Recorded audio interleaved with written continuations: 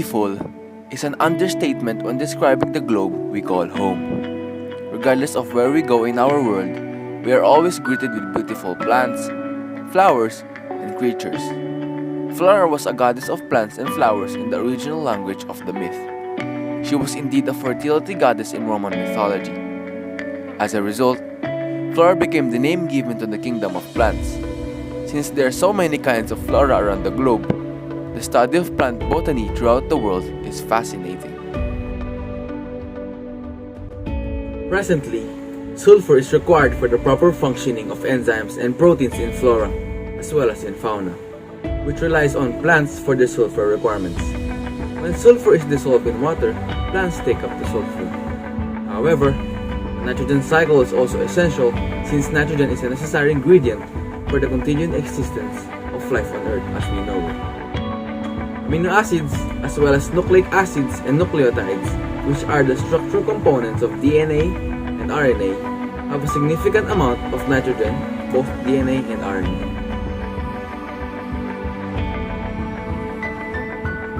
Nitrogen is one of the primary nutrients critical for the survival of all living organisms. Although nitrogen is very abundant in the atmosphere, it is largely inaccessible in this form to most organisms. Organic nitrogen is especially important to the study of ecosystem dynamics, since many ecosystem processes such as primary production and decomposition are limited by the available supply of nitrogen. Nitrogen that enters in living systems by nitrogen fixation is eventually converted from organic nitrogen back into nitrogen gas by bacteria. Nitrogen undergoes many different transformations in the ecosystem, changing one form to another as organisms use it for growth and in some cases energy.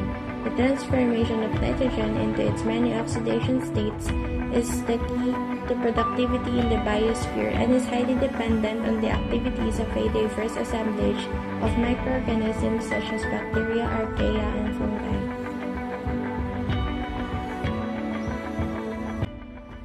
Activities have a significant impact on the nitrogen cycle.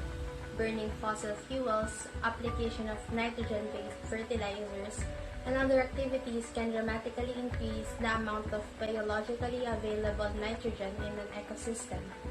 And because nitrogen availability often limits the primary productivity of many ecosystems, large changes in the availability of nitrogen can lead to severe alterations of the nitrogen cycle in both aquatic and terrestrial ecosystems.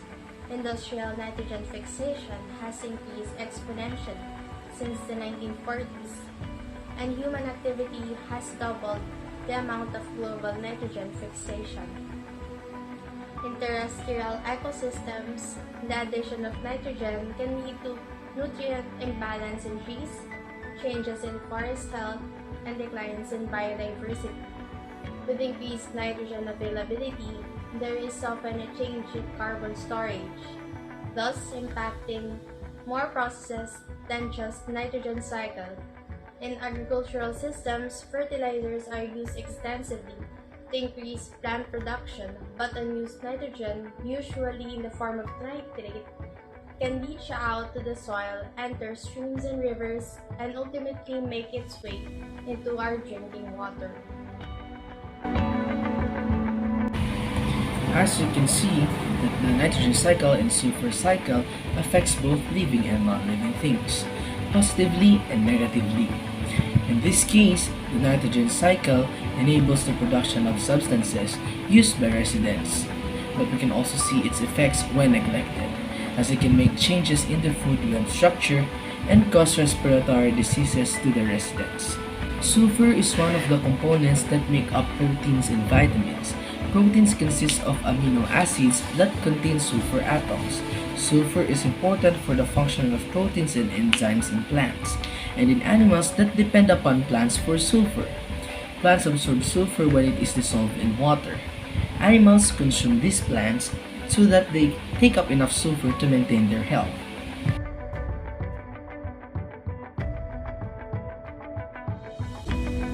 Invasive species is any living organism that is not native to an ecosystem, which can lead to the extinction of native plants and animals, destroy biodiversity, and alter habitats.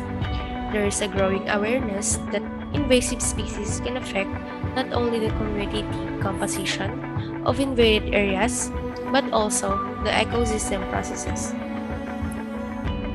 It is critical to avoid introducing invasive species into areas where they can cause harm because there may be natural predators or control when a new invasive species is introduced to a new environment, and that environment may be unable to compete with predators by eliminating or replacing native food sources.